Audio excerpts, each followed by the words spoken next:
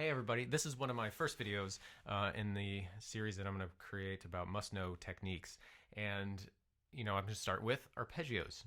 So arpeggios are super useful at the piano. They're very difficult. No matter what level you're really playing at, there are always going to be some sort of challenge with an arpeggio.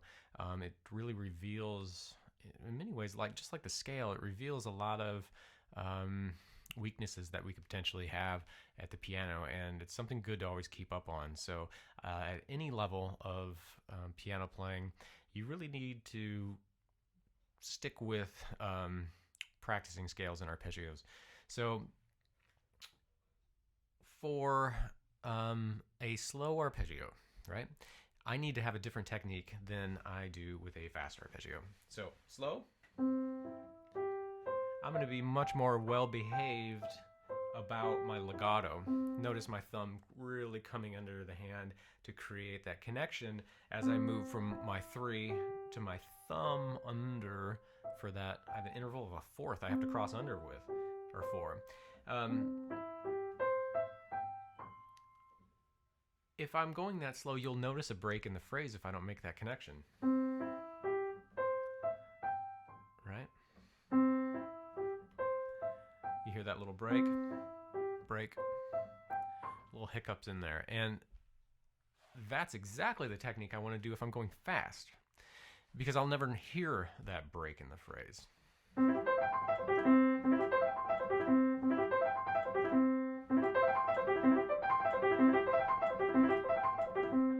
So the thing is if I was really well behaved and made that connection, my arm would be all erratic. It wouldn't be that fast, right? So definitely don't want to apply that technique. So it's kind of the sliding scale, as I go from this slower tempo to the faster tempo, I want to start to break the phrase more and more and do a shift. Okay? I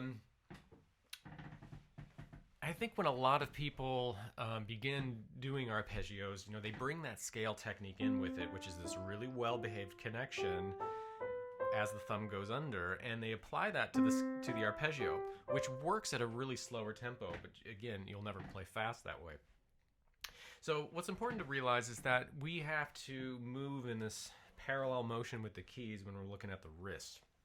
So and I think this is really useful to not play anything the first time you actually try a fast arpeggio, is to just shift your hand around like this and kind of have an understanding of how you have to move at that fast tempo.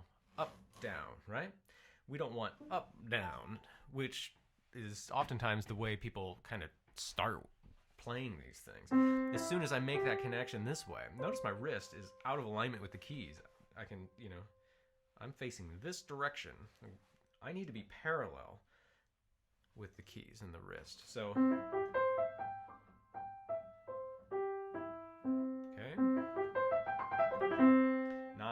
as soon as I do that, I'm toast. It's going to sound terrible. It's probably going to hit some wrong notes. It's going to look a little goofy. So there you have it. Arpeggio technique in a nutshell. So I'm going to play some of those and slow them down for you.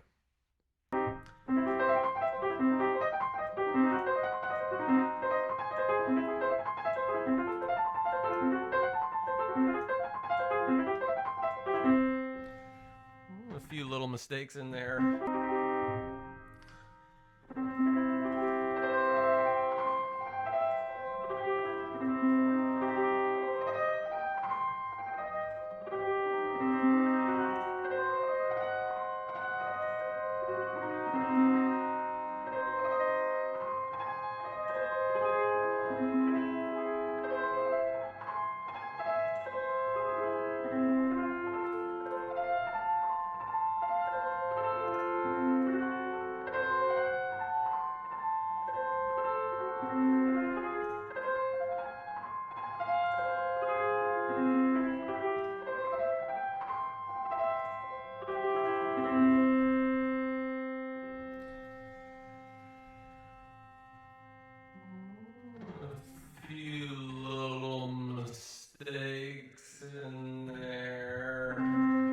That was trippy. The next thing I want to go over is kind of what I find to be a little bit more useful way of practicing arpeggios, and I haven't seen a lot of people do it. Most of the time people are playing major arpeggios, 3 notes, minor arpeggios, 3 notes, so, or, okay, and, 2, 4 octaves, hands alone, hands together. That all makes total sense. And maybe even dominant 7th arpeggios, so, these 4-note arpeggios in different inversions, etc., or maybe leaving, one of the notes out of the 4-note chord. Anyway, so the thing is that those are all useful, but what my issue with that, what I find to be a little bit of a redundant way of practicing, is that the C major arpeggio, for instance, is the particular shape of all white keys, and well, so is F major, and so is G major, and so is A minor, and so is D minor, and so is E minor.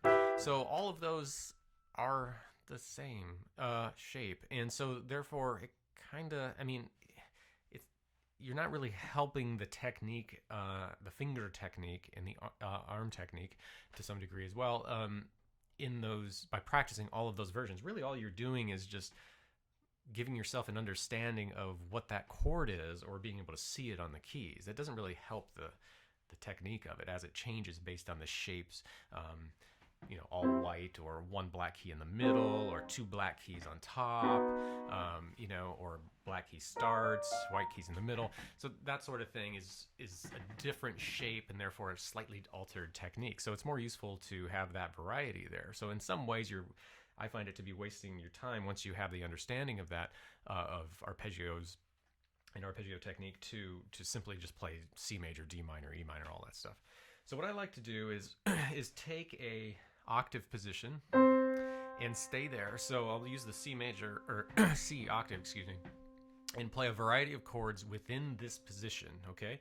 So C major, C minor, diminished, C diminished, an A flat inversion, so C, E flat, A flat, an augmented chord, C, E, G sharp, A minor inversion, C, E, A, F major inversion, C, F, A, another diminished, C, F sharp, A, F minor, and then C major. And what's really cool about that is I didn't move my 1 and 5. I was stuck on that C, and so that gave me the majority of positions that I have within that shape, or within that octave, rather. Okay, so the majority of chords that I have within that octave.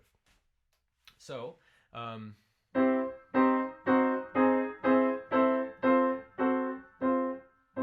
it actually is a really nice chord progression. So if I go through that,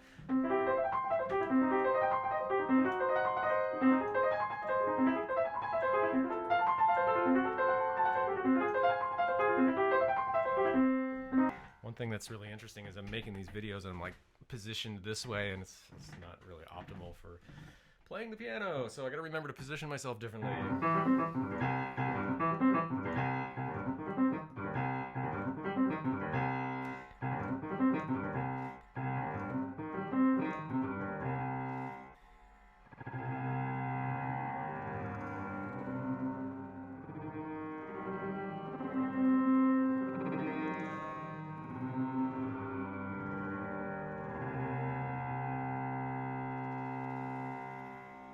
So hopefully you find this useful by slowing these things down as I play, or through slow motion in the video.